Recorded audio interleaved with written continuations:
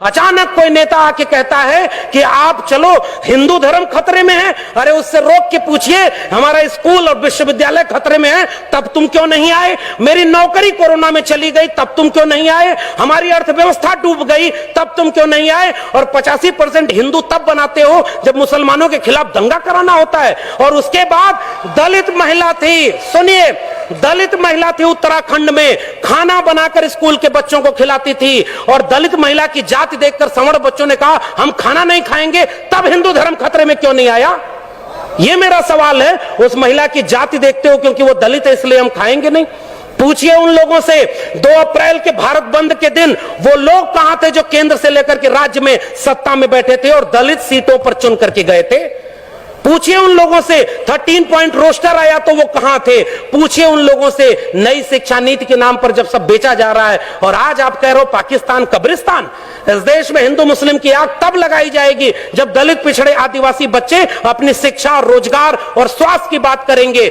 आज इस देश में एक दलित को राष्ट्रपति बना दिया गया और हाथरस में बेटी को पेट्रोल डाल के जला दिया, तब उस राष्ट्रपति की क्यों जबान खुली? यह सच पूछना जरूरी है। और आपने मुझे आमंत्रित करने का जोखिम लिया था, मैं अपना काम करके जा रहा हूं। आपने ये बात जो कही थी, ऐसे मंचों पर आप हमें नहीं भी बुलाएंगे तब भी भारत के संविधान और मंडल कमीशन ने एक नौकरी दे दी है, हम वहां गुजारा कर लेंगे, हमें आपका वोट नहीं चाहिए। लेकिन मैं चाहता हूं कि इस मंच से घर जाने के बाद ये महिलाएं और बच्चियां, ये नौजवान अपने घर में अपने बाबूजी से पूछें कि आप तो धर्म को बचाने गए थे, मेरी शिक्षा, मेरी रोजगार, मेरी नौकरी और मेरे देश को बेचने वालों के साथ क्यों खड़े थे? ये सवाल आपसे पीढ़ियां पूछेंगी।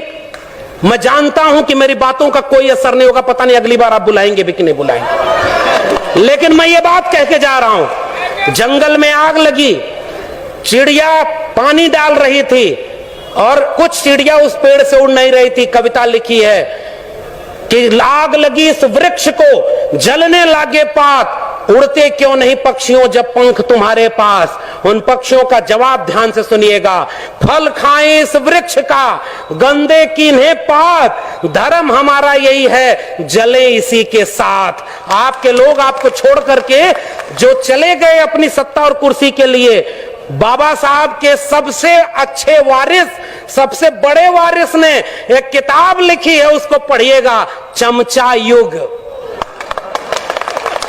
उस किताब में कई किस्म के चमचे लिखे हैं। 1932 में पूना पैक्ट, आज लोग कहते हैं गांधी बनाम गोडसे, गोडसे की मूर्ति और गोडसे के नाम पर इस देश में दंगा। बाबा साहब ने कहा, और यह बात हमें समझनी चाहिए, अपने पुरखों का केवल नाम लेके फोटो पर माला चढ़ा रहे हैं, नौजवानों की पीढ़ी को समझाइए, नहीं तो कल को आज रामायण देख रहा है टीवी पर, कल राम मंदिर बनवाने चला जाएगा, आपका घर लुट जाएगा, वहां आप खड़े हैं। तब डॉक्टर अंबेडकर रोए थे, पूना पैक्ट जब करके आए। गांधी को 3 गोलियां मारी थी उन लोगों ने जो आज शासन कर रहे हैं। वो हमसे कहते हैं हमारे पुरखे ने गांधी की जान बचाई है, उन्होंने 3-3 गोलियां गांधी के सीने में मारी है, हम वो लोग हैं। और आखिरी बात कह के जा रहा हूं, इस देश में बहस चला रही है ये गांधी बनाम गोडसे, आप गांधी के साथ हैं कि गोडसे के साथ हैं? मैं कहता हूं गांधी बनाम गोडसे में हम गांधी की हत्या करने वाले नहीं, गांधी का जीवन बचाने वाले डॉक्टर अंबेडकर के साथ हैं। पेरियार ईवी रामास्वामी नायकर और गांधी की बहस में हम पेरियार के साथ हैं, भगत सिंह और गांधी की बहस में हम भगत सिंह के साथ हैं। हम डॉक्टर अंबेडकर और गांधी की बहस में गांधी की नहीं डॉक्टर अंबेडकर के साथ हैं, और गांधी और लोहिया की बहस में हम लोहिया के साथ हैं। ये हमारी विरासत है। आने वाली पीढ़ियां हमसे पूछेंगी साहब कि जब देश लुट रहा था, आपके बच्चों का भविष्य बर्बाद किया जा रहा था, दंगाई बनाया जा रहा था, तब आप क्या कर रहे थे? वो जो चिड़िया जंगल में आग लगी थी ना, तो चोंच से पानी भर के उस आग पर डाल रही थी। एक कुर्सी से बिक करके हम चमचे हो गए। मान्यवर साहब की बात कर रहा हूं, अपनी बात तो कह भी नहीं रहा। मान्यवर साहब ने कहा कि कई किस्म के चमचे हैं, उसमें ओबीसी चमचों की भी बात की गई थी। कुछ ओबीसी लोग ऐसे भी थे, मुख्यमंत्री कुर्सी चली गई और घर जब गंगा जल से धुलवाया गया तब उनको समझ में आया, अरे हम तो अगड़ा समझते थे, ये तो पिछड़ा है। हमें तो सबका सच कहना है ना। एक हाथ में जय भीम, जय मंडल और दूसरे हाथ में परशुराम की कटार, ये कभी नहीं चलेगा, वरना पीढ़ियां आपको माफ नहीं करेंगी। विष्णु मंदिर, परशुराम मंदिर बनवा के, बहुजन से सर्वजन करवा के आप क्या अपने आने वाली पीढ़ियों को जवाब दे पाएंगे? आपके विचारों से लड़ाई है।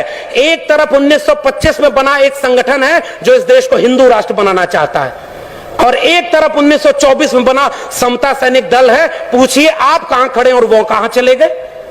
क्यों नहीं बाबा साहब का बनाया हुआ यह संगठन 85% लोगों का राज, जिन्होंने इस देश को हाथ से काम दिया, उन्हीं लोगों को आज यूनिवर्सिटी में बैठकर एनएफएस किए जा रहे हैं। कितने लोग संसद और विधानसभा में बैठे थे वो आपके लिए लड़े? आखिरी बात उस चिड़िया की बात करके जा रहा हूं। उस चिड़िया से पूरे जंगल के लोग, जंगल के पक्षी मजाक उड़ाते हुए कहे कि इतनी बड़ी आग लगी है जंगल में, देश बेचा जा रहा है, हिंदू राष्ट्र बनाया जा रहा है, अभी अयोध्या झांकी है, मथुरा काशी बाकी है किया जा रहा है, और तुम अपनी चोट से पानी भर रही हो। अलीगढ़ के इस सभागार में उपस्थित लोगों, आपसे यही कह के जा रहा हूं उस चिड़िया का जवाब।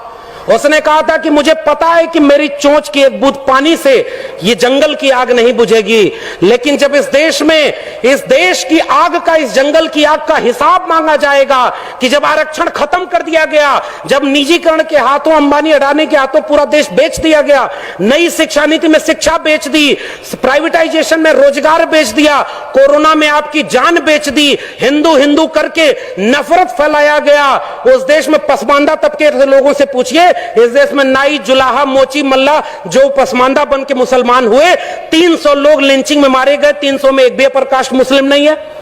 ये कौन है 15% लोग जो पीछे खड़े होकर आपके बच्चों को दंगा कराने भेजते हैं, और गृह मंत्री का बेटा बीसीसीआई का चेयरमैन बनके करोड़ों रुपया कमा रहा है? आपके बेटे और उसके बेटे में यही फर्क है। तो वो चिड़िया, उसने यही बात कही थी कि मुझे पता है कि इस जंगल की आग से, मेरी चोंच के पानी से जंगल की आग नहीं बुझेगी, मगर इस आग का जब इतिहास लिखा जाएगा तो मेरा नाम आग लगाने वालों में नहीं, आग बुझाने वालों में शामिल होगा। जय भीम, जय मंडल, जय संविधान।